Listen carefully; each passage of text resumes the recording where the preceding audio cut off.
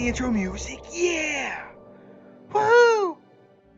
Welcome back, everybody, to the Star Trek Fleet Command channel you seem to enjoy the most, and greatly appreciate you for that, by the way. If you're new here, hit that like button, subscribe to the channel so we can give you access to everything that you need to know about STFC and how to get better. And in today's video, we're going to be talking about something that applies to a lot of players. In fact, I'm going to open it up in the comment section for you to participate in as well, because you can say, hey, I think Rev should have added this to the list, or maybe I don't think this is important. I will add, before we get into the G6 checklist, that number one, I want to really emphasize the fact that you don't have to play how I play or how anybody else plays. I'm simply going to give you the ideas and recommendations based on what I think is going to help you as a player be better, be as strong as you could possibly be, because I think that's what we want to do, but also understand that this account that y'all see all the time is, well, it's been ready to go into G6, but I have personal goals that have held me back of I want to accomplish before doing that. So without further ado, rotate and let's start talking about it. Now, I'll explain the logic behind some of these, and I have it split into 3 categories,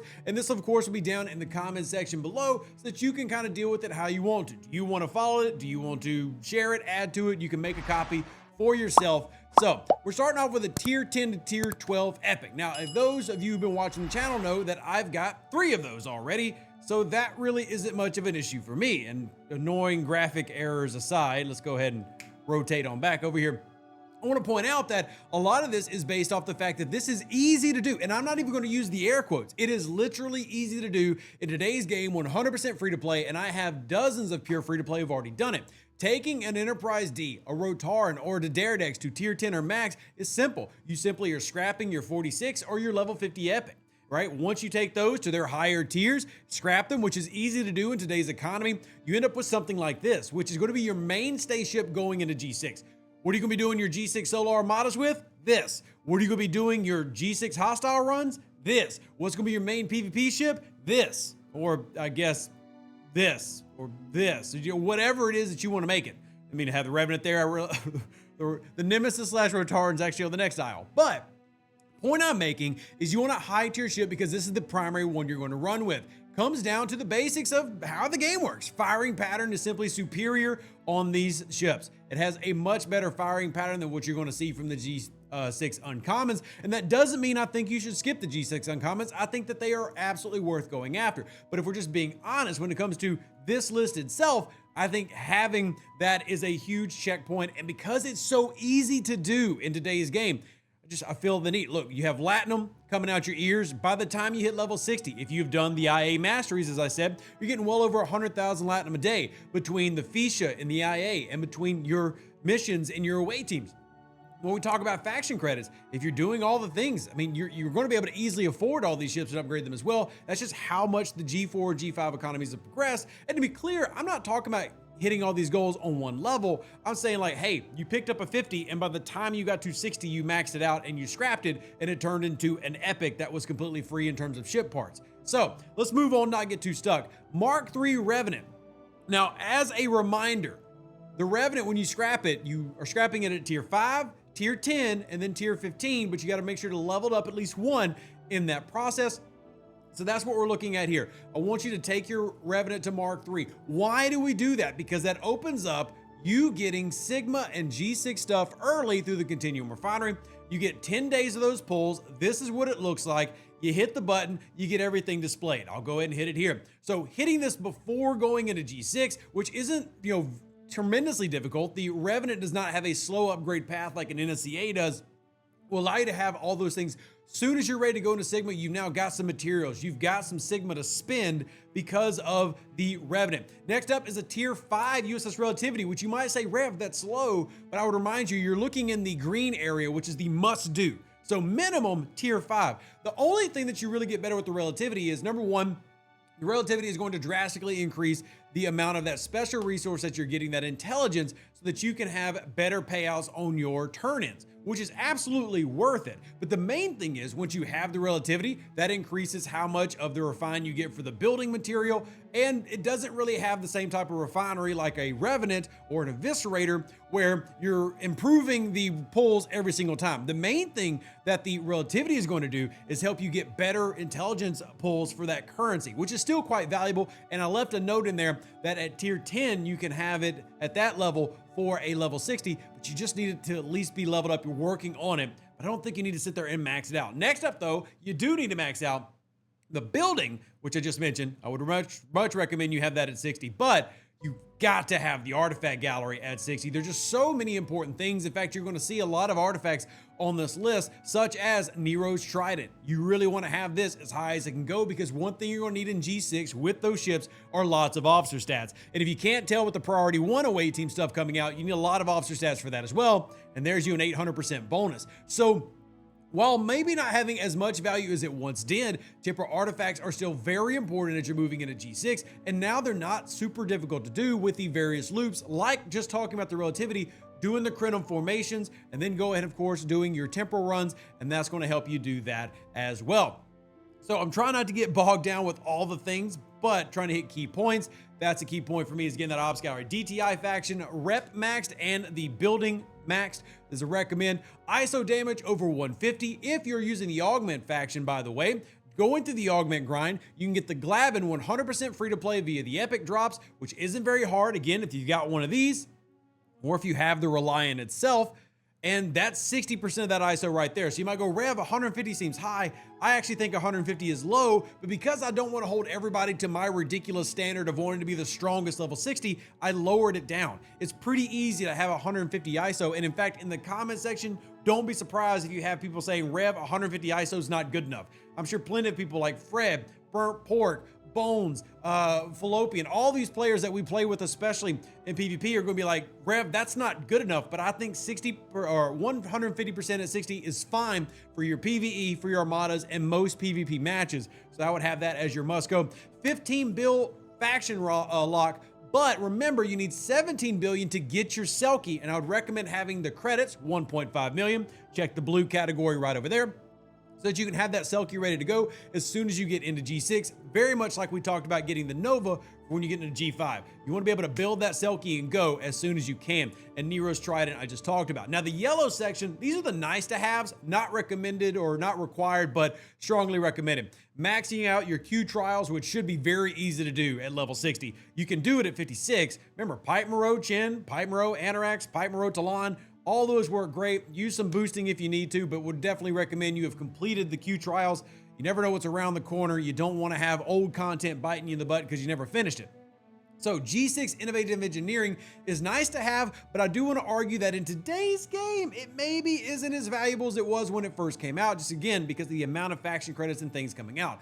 But if you want to lower your costs and you're willing to do the PvP arenas in the Terran Empire, you do have the Innovative Engineerings. Now, I do want to point that I do still strongly recommend getting the G4 and the G5 Innovative Engineerings, because those scrappings exist or will exist, as in the G5 scrapping will exist here in the future. We don't know when G6 will get scrapping, even if G7 comes out in the near future. We expect G6 to be way down the road. So are you really saving a ton? As a reminder, the G6 Innovative Engineering only saves you 20%. And hey, more is more. This is why it's in the nice to have, but not the must do area. Let's move it on back over here. We got OPSOC Eviscerator, OPSOC NSEA, OPSOC Reliant. Again, kind of themes. These are nice to have, not must haves, but if you do want to be a really strong player, if you've done those things, you've completed a lot of other things by extension. So something to think about and consider as you're going through the process. Amelia Earhart. Now, this is nice to have, not a requirement. I really debated on whether I make this a requirement, but similar to the Revenant being at tier 3 or Mark 3 rather, that's kind of the same thing with Amelia's Earnhardt. Where you're getting this is going to improve your G6 material efficiency costs, but you can't use it till level 61, but you can get it free to play right now. And if you can do that, it's always great to prep for the future if you've got the materials to do so. So you come into your store, you scroll on into the section 31, and you find Amelia Earhart right here. And again, you can grab shards every day. And if you have that ready to go, that means as soon as you're ready to build your Selkie and then upgrade it, as soon as you're ready to build your Negvar, Akira, Minerva, and then upgrade it at 63, it's going to cost you less materials. It's just a great way to plan for the future. So very much a nice to have, would recommend. Back onto the list, tier 13 Boar Cube, just so that you can have it ready for going into G6. Don't forget, the Cube becomes one of, if not the best overall ship in the 60s. just as a whole. So making sure that it's not still laying back at tier 5 and it's good to go. 3 to 6 months of 7 to 30 day chest turn-ins. They start giving Sigma at level 61 and then improve at 64, 65. I'll double check it, but the link is right there anyway. It takes you to the ops progression sheet where we have that listed. Having 3 to 6 months of that saved up is another way to just get big amounts of Sigma as soon as you go 61 and above, so that you're not held back by anything. So that you can move as fast as you want or upgrade as high as you want at whatever level you choose to go once you're going into G6. Rare priority ones unlocked to me. Another one that I really debated on making this a must do. I have no idea why in the future players watching this video won't have already unlocked the rare missions, but that is the main way to farm the priority one system for that currency, is getting the rares. Definitely need to be doing that by the time you're going into Sigma. You can do that as early as G5 when you enter in. Finally, we have some nice to-dos, but not necessarily required, which is create Sigma speed up stockpiles by grinding the silent hostiles, the mirror hostiles, or the Zindi hostiles, as well as creating an ore, gas, and crystal G6 stockpile by mining in silent space. I'll be very clear on that last one. You've got to be a super diehard to do that because you need essentially a maxed out G5 miner, which I don't have, but you need the warp range, and the warp range is quite high. But if you want to build stockpiles for the future, have those refinery turn-ins as soon as they go, there is your answer. Couple other things I want to hit before on our blue section. Ask yourself, do I have the faction credits for the Selkie? You need 1.5 million. That can be distributed across 3 factions. So just as long as you have the rep, you can get it. Am I prepared for hazards? I linked a video to JamesBondd's stuff about hazards. They're not super difficult in today's game, but the 63 uncommon ships all give research to make hazards a little less dangerous and terrible. Am I ready for the Sigma speed up grind in Mirror? As you can see, I linked that one. Definitely check those out. All these have various links to videos to help improve your play, unless it's like something we've already kind of covered that doesn't necessarily need a video. Have I completed my masteries? I would recommend having all your masteries completed. Again, you want to leave as much content behind because there's more content ahead and coming. Am I rep grinding in mirror space? Triple rep grinding is the way in G6. Can I defeat the level 62 plus augment hostiles? Again, that augment faction is going to be very important for the future of this game and for your grinding. Quantum Slipstream available, FC Khan, Joachim, very important. Definitely want to make sure that you're grinding that and working through it. Can I defeat the G5 Elite Solo Waves? I can do it. Do need boosting, but it's possible. Not a requirement, but a good idea for where you're trying to move into, because G6 waves are only harder, much harder. Have I finished my cosmic particle researches? Because you really lose and slow on that drip once you get to G6, so keep that in mind as well. And am I ready for the G6 solo FKR Armadas? There are no groups. Last but certainly not least, just a warning for you PvPers out there, drastic difference in gameplay for PvP arenas once you move into G6 as of now. So there's the checklist. I tried to keep it condensed. I don't think everybody needs everything, but if you want to be stronger, there are a lot more things that you can add to that list. But this is the basics of what every player I think should try to attain for going into G6, just to make sure they can handle it, they'll have fun, they won't be burdened by any of the problems that many of our early adopters have. Let me know what you think about the list down in the comment section down below. As a reminder, I encourage you, hit that like button as well. It helps out the channel, and leave a comment. Not only will that help, but it also can give you the ability to say, hey, maybe Rev was wrong on this and I recommend a different way. There's more than one way to play Star Trek Fleet Command. Hopefully this helps. Reach out to me in the Discord if you need anything. Live long and plunder. Stay safe for those Space Cowboys. Deuces, that's me. Catch you on the next Star Trek Fleet Command video, and we're out. Roll it. An even better outro than the intro. For the Empire and glory to your house.